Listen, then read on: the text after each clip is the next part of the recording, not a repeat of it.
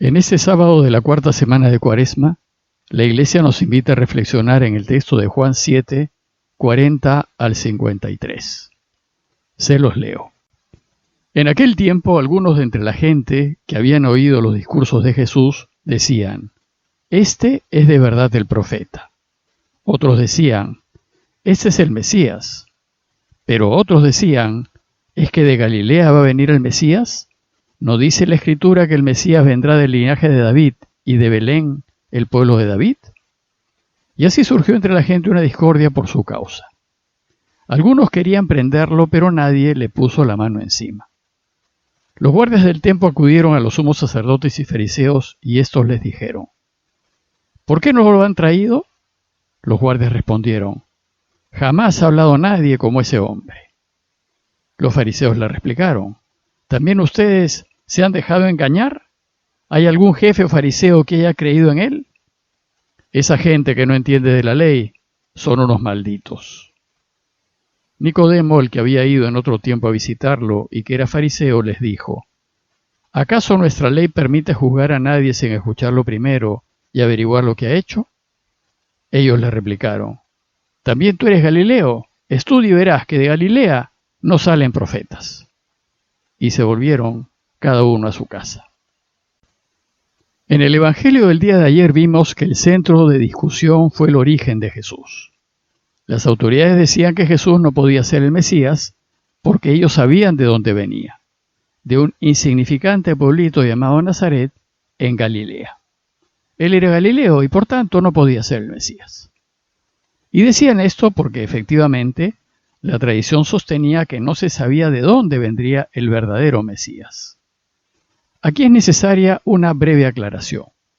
Si bien todos sabían que el Mesías iba a nacer en Belén, el pueblo siempre creyó que después de su nacimiento el Mesías iba a permanecer oculto en algún lugar desconocido hasta el día en que salga para liberar a Israel.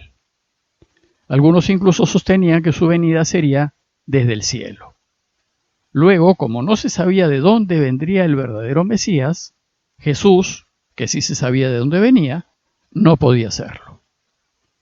El Señor se va a defender diciendo que Él viene de Dios y que lo conoce plenamente. En lenguaje bíblico, conocer a Dios no significa saber de Él o tener información de Él. Conocer a Dios expresa una relación íntima, estrecha y profunda con Dios.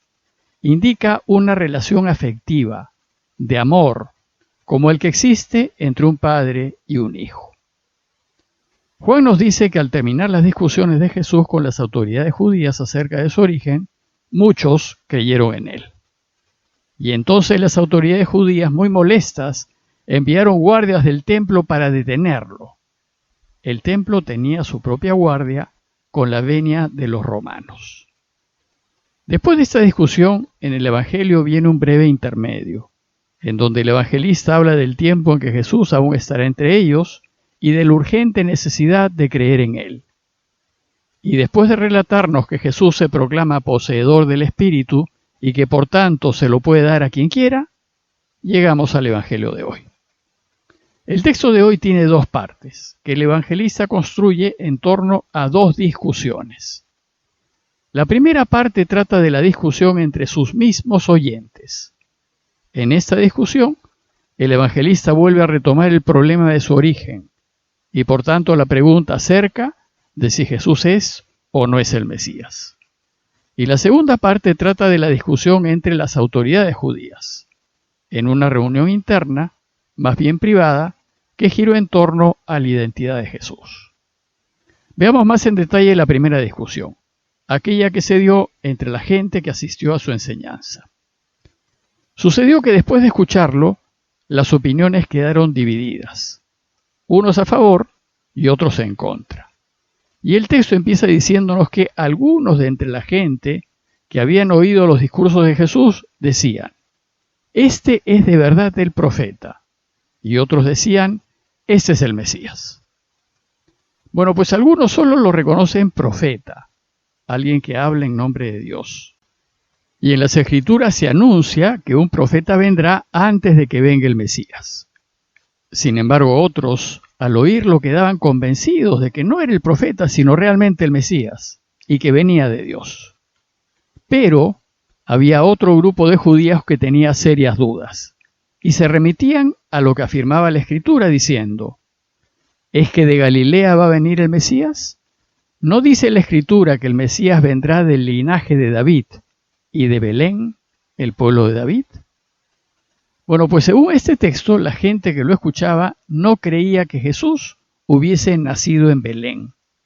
Para ellos, él era de Galilea, y tal vez pensaban que había nacido en Nazaret. Para ellos Jesús no era de Belén, era nazareno, y por eso lo descartan y no lo consideran el Mesías. Ahora bien, los catecismos de Mateo y Lucas nos enseñan que nació en Belén, y esto porque los evangelistas quieren demostrarnos que Jesús es el Mesías, y según las Escrituras, el Mesías debía nacer en Belén. Nosotros creemos que nació en Belén porque afirmamos que es el Mesías. Pero a causa de versos como este, a nivel biográfico hay discusión entre los expertos. ¿Dónde realmente nació? Es secundario. No afecta a nuestro seguimiento. Solo es necesario recordar que los evangelios no son relatos biográficos, sino catequéticos. Lo cierto es que se armó una discusión entre ellos. Dice el texto que surgió entre la gente una discordia por su causa. Y esto sucedió porque ante Jesús la gente no puede mantenerse neutral. Siempre tiene que tomar una posición y decidirse. No hay término medio. O estás con él o estás contra él. O crees en él o no crees en él. Esta primera parte del Evangelio de hoy concluye diciéndonos que algunos querían prenderlo, pero nadie le puso la mano encima. Parece que estos que querían detenerlo eran los guardias que habían sido enviados por las autoridades precisamente para detenerlo. La segunda parte de la discusión es la que se da entre las mismas autoridades judías. Esa segunda parte empieza diciéndonos que los guardias que habían enviado los sumos sacerdotes y fariseos para tomar prisionero a Jesús, volvieron donde ellos, pero sin Jesús. Entonces los sumos sacerdotes y fariseos les dijeron: ¿y por qué no lo han traído? Y en su respuesta, los mismos guardias dan testimonio de Jesús diciendo: jamás ha hablado nadie como este hombre. Habían quedado verdaderamente impresionados. Y es que sin duda, escuchar a Jesús en vivo y en directo debió ser una experiencia impresionante. Las autoridades judías se molestan y los reprenden diciéndoles: ¿también ustedes se han dejado engañar? ¿Acaso hay algún jefe o fariseo que haya creído en él? ¿Cómo no piensan? ¿Cómo no son más críticos? Han seguido la opinión de la masa, han hecho lo que hace la gente sin discernir. Y entonces descalifican la opinión de la gente, tildándola de ignorantes y maldiciéndolos. Esa gente, dice el texto, que no entiende la ley, son unos malditos.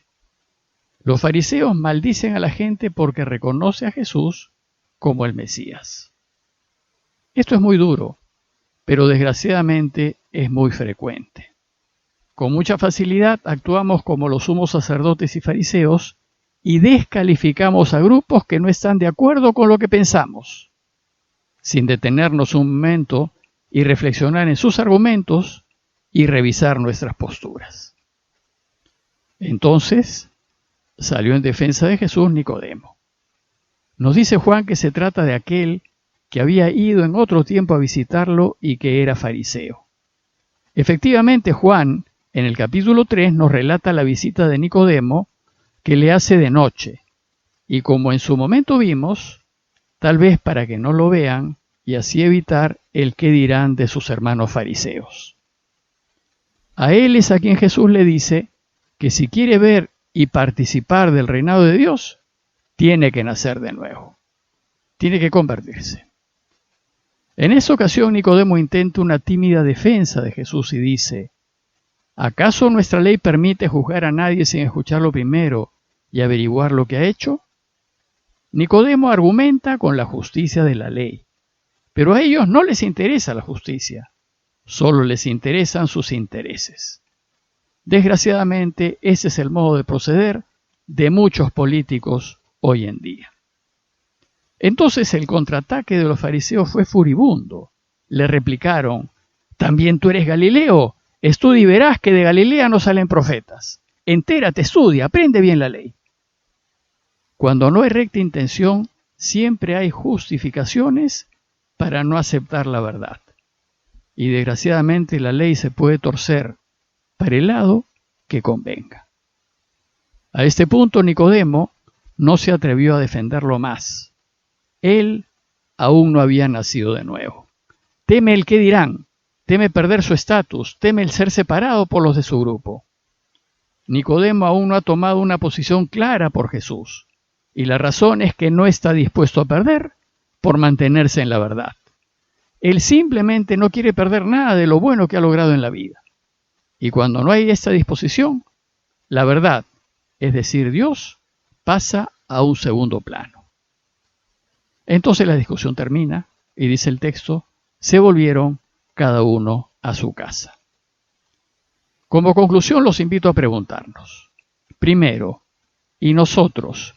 ¿De qué lado estamos? ¿Estamos con Jesús o contra Él? ¿Él es para nosotros el Mesías o no lo es? Y segundo, ¿somos como Nicodemo, que antes de cuidar la verdad y la justicia, cuidamos nuestros nombres, nuestra familia, nuestros bienes, nuestros privilegios? ¿O somos como Jesús, que habla la verdad, gane o pierda? Pidámosle al Señor su ayuda para que en toda decisión que tomemos nos pongamos siempre del lado correcto de la vida, haciendo solo lo que el Padre quiere, sin buscar nuestra propia gloria. Parroquia de Fátima, Miraflores, Lima.